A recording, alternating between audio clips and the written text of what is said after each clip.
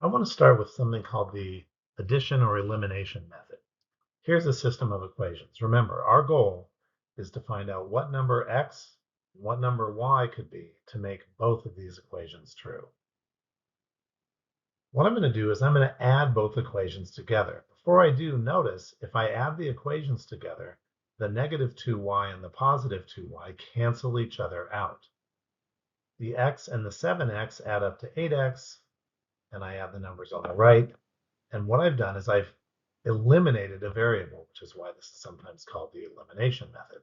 We don't have the letter y anymore. Now I can just divide both sides by 8, and I know what x is. Well, knowing what x is only half of what we wanted to know. So let's take one of our original equations, substitute x equals 4 into that equation, and try to find out what y is, which we can do with some very simple algebra. Subtract 4 from both sides, divide by negative 2, and I now know what number y has to be. Well, I've gone through all that algebra to find out that x and y are these particular numbers, and therefore this ordered pair is my solution to the original equations, which you'll see here. There's the answer. Let's take a look at another system of equations and use the addition-elimination method. First of all, notice if I were to add these equations right now, the x's wouldn't cancel, nor would the y's. Adding these equations together right now is not a great idea.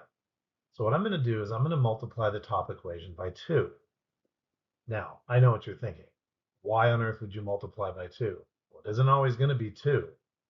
But you have to kind of think, what am I going to get to do to cancel something out? Notice, because I chose 2, if I then take the other equation and I add it to the result of what I got when I multiplied by 2, the x's are going to cancel.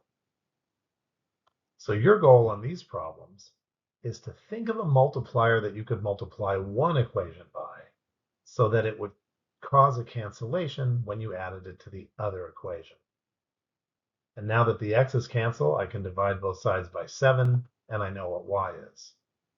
Now that I know what y is, I can take the original equation, one of them anyways, plug y equals 5 into it, and just do basic algebra. Subtract 5 from both sides, divide by negative 3, and I now know what x is. In fact, I now know what x and y both are. So I have found the ordered pair that satisfies the original problem. Here's the original problem, and here's its solution. Now let's take a look at a different solving technique called substitution. Here's a system of equations. Notice the top equation is already solved for one of the variables. So I can take the second equation and substitute in what that is. Notice I've replaced y with 4x minus 1 because according to the original equation, y equals 4x minus 1. Now I can just do some basic algebra. Notice I distributed the negative sign here, or the subtraction. Now subtracting 1 from both sides and simplifying will tell me what x is. Remember, I want to know what x and y are, so knowing x is only half of the battle. Now that I know what x is, I can take x equals 2 and substitute it into the original equation, or one of them anyways, do some math and find out that y is 7. Now that I know x is 2 and y is 7, I have the ordered pair that satisfies the original equation. Here it is.